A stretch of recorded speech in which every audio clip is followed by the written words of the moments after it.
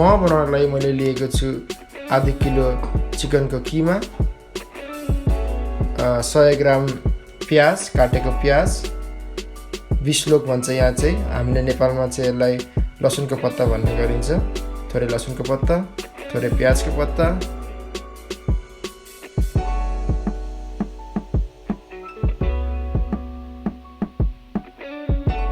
Dry इन्ग्रेडियन्टमा मैले लिएको छु थोरै मोमो मसला, त्यसैगरी नुन,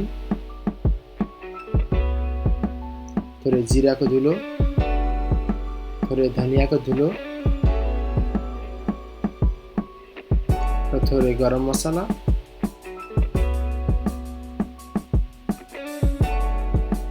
थोरै बेसार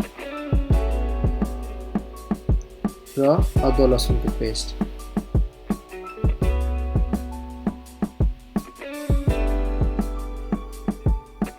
तातो तेल,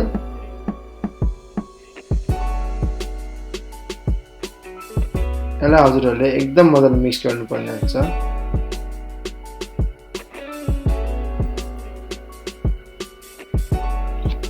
मोमो बनाउनलाई मैले लिएको छु 500 ग्राम पिठो, त्यसैगरी थोरै अलिभ ओइल, हजुरहरूले सनफ्लावर ओइल पनि युज गर्न सक्नुहुन्छ,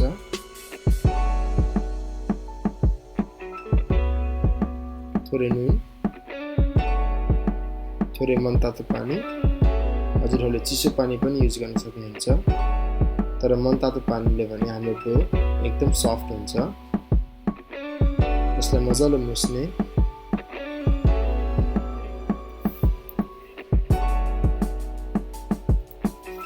यो डो तयार भइसक्यो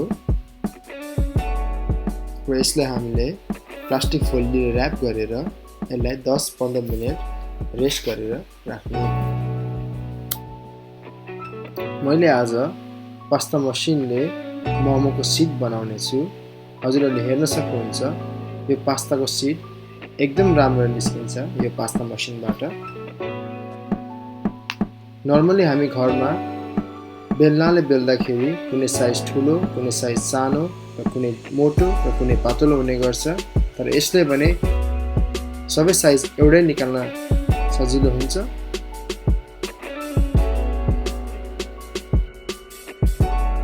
यसलाई बिस्तारै काट्ने। अब हाम्रो मोमोको सिट तयार भयो। नर्मली हामीले 1 मिलिमिटरदेखि 7 मिलिमिटरसम्मको मोटो पास्ता यो पास्ता मसिनबाट निकाल्न सकिन्छ, तर मैले भने 2 मिलिमिटरको मोटाई पास्ता सिट निकालेको छु।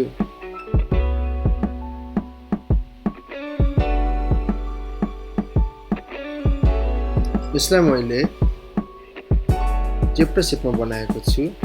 हजुरहरूले तलदेखि माथि जोड्दै जानुहोस् बिस्तारै।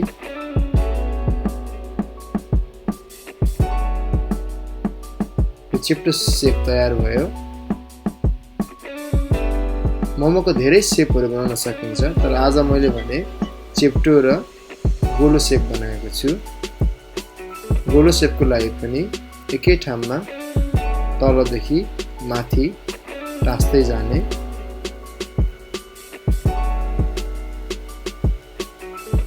अनि अन्त्यमा यसलाई राउन्ड घुमाउने र यो तयार भयो।